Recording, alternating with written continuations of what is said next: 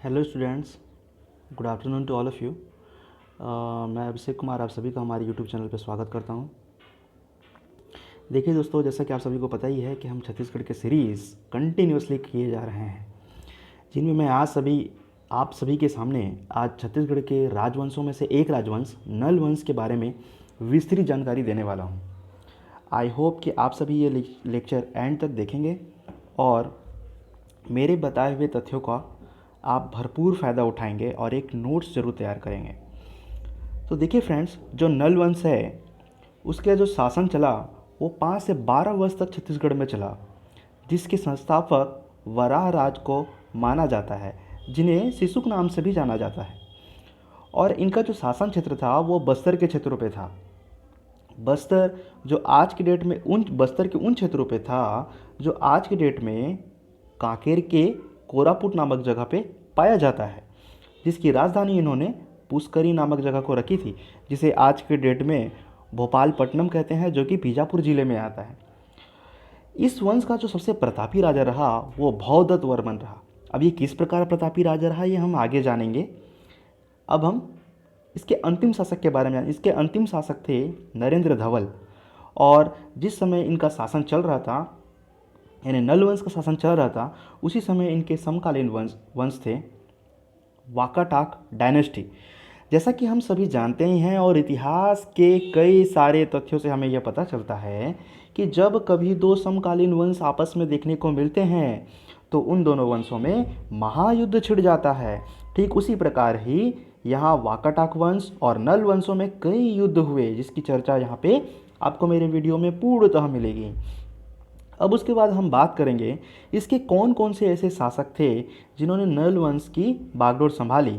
तो उनके नाम हैं, पहले शासक थे वराहराज, जिनको प्रथम शासक के नाम से भी जाना जाता है, ये प्रथम शासक रहे नल वंश के। फिर उसके बाद भौदत्त वर्मन, जो कि प्रतापी राजा थे। फिर अर्थपति, जो कि पोड़गढ़ शिलालेखों में इन्हें प्रथम शासक माना गया है।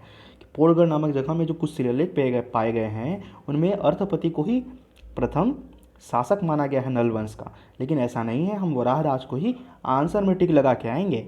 फिर उसके बाद आते हैं स्कंद वर्मन, फिर उसके बाद स्तंभराज, पृथ्वीराज, विरूपाक्ष, विलांसतुंग, पृथ्वीव्याग्य, भीमसेन, नरेंद्र धवल, ये सभी नल वंश के शासक रहे। मतलब कुल 11 शासक रहे जो कि नल वंश को उन्होंने चलाया। उसके अलावा भी कुछ ऐसे शासक रहे जिनका प्रमाण पूर्णतः इतिहास में तो नहीं मिलता, लेकिन कई इतिहासकार उन्हें भी नल वंश के शासक मानते हैं। उसके बाद देखिए इनकी संघर्ष की कहानी जानते हैं। सबसे पहले नल वंश में जो भौदत्त वर्मन थे, जो कि द्वितीय राजा थे नल वंश के, उनका और जो वाकाटाक जो वंश था, जो इनके समकालीन जो वंशज थे राजा नरेंद्र सिंह, दोनों के मध्य भरपूर युद्ध हुआ, जिसमें कि नरेंद्र सेन विजयी हुए और उन्होंने नल वंश के कुछ हिस्सों को अपने कब्जे में कर लिया। उसके बाद हम यहाँ पे बात करेंगे नल वंश के कुछ हिस्से को, मतलब बस्तर के कुछ क्षेत्र को उन्होंने अपने कब्जे में कर लिया।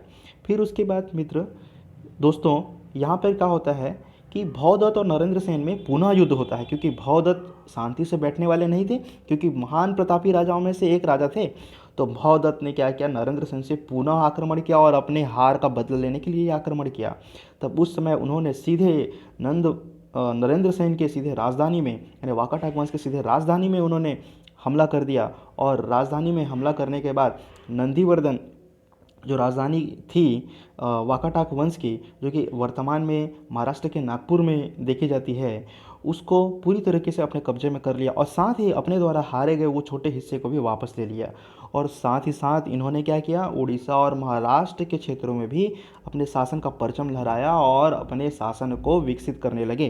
फिर उसके बाद देखते हैं जो भौदत्त वर्मन थे, इनके जो पुत्र थे उनका नाम था अर्थपति। उनको जो है राजा नरेंद्र सेन के बेटे, जिनका नाम पृथ्वीसेन द्वितीय था, उन्होंने अपने पिताजी के हार के बदले के रूप में उन्होंने भौदत्त वर्मन के बेटे अर्थपति के ऊपर हमला कर दिया। और अचानक हमला करने की वजह से अर्थपति संभल नहीं पाए और उनकी युद्ध में मौत भी हो गई और बुरी तरीके से वो युद्ध हार गए। इसके बाद दक्षिण कोसल पर वाकाटाकों के वत्सगुल्म शाखा के राजा हरिशरण ने शासन करने लग गए। अब उसके बाद देखिए यहाँ पर क्या होता है, अगर हम इसके बारे में आगे चर्चा करते हैं तो हमको यहाँ पे देखने को मिलेगा कि छत्तीसगढ़ में नल वंश की पुनर्स्थापना स्कंद वर्मन ने की, जो कि उन्होंने दक्षिण कोसल को धीरे धीरे अपने कब्जे में किया और जो उत्तर कोसल था उसको वाकाटाक वंश संभाल रही थी। अब उसके बाद हम यहाँ पे बात करेंगे कि 457 ईस्वी में स्कंद वर्मन जो है कांकेर के राजा बन गए और उन्होंने 500 ईस्वी तक शासन किया, मतलब काफ़ी लंबे समय तक यहाँ पे उन्होंने शासन किया, लगभग 43 वर्षों तक उन्होंने शासन किया।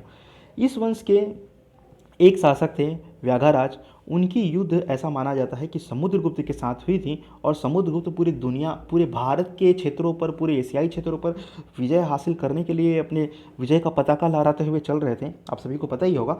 जिसमें समुद्रगुप्त जो है व्याघाराज को हरा देते हैं और उन्हें ही अपना राज वापस सौंप देते हैं कि आप ही इस राज को चलाइए, मेरा मकसद तो बस राजाओं को हराना और उन क्षेत्रों पर अपना नाम दर्ज कराना और इतिहास में अपना नाम परचम पे लहराना है।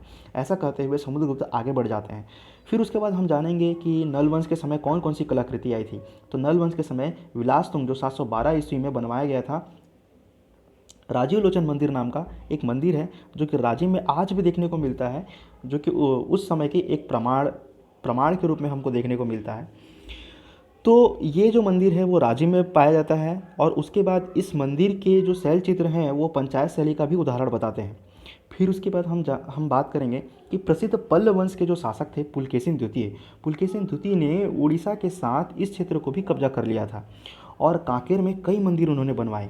पुलकेशिन द्वितीय के बाद विक्रमादित्य, विनयादित्य, विक्रमादित्य द्वितीय, कृतिवर्मन द्वितीय ने 788 ईस्वी तक छत्तीसगढ़ के क्षेत्रों में, अलग अलग क्षेत्रों में शासन किया।